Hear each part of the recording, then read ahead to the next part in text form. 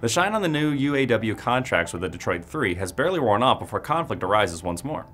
Fresh off the hugs and handshake, the Detroit Free Press is calling attention to some harsh words issued this week from UAW President Shawn Fain, and they're directed at Stellantis. The latest reports say that Stellantis, who agreed to historic deals with its union workers late last year, has kicked off 2024 with some layoffs. Specifically, the company has reportedly told 539 temporary workers that their services are no longer needed.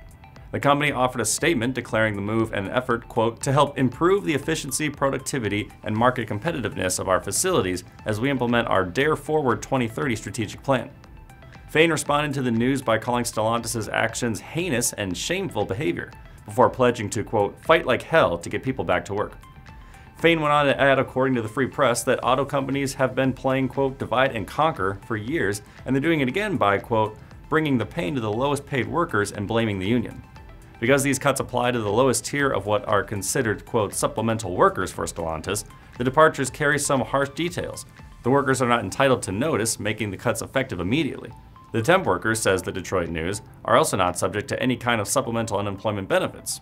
Stellantis said the company determined that they would make the job cuts after an analysis of staffing levels that is part of the company's, quote, normal course of business. I'm Nolan Beilstein, this is Manufacturing Now.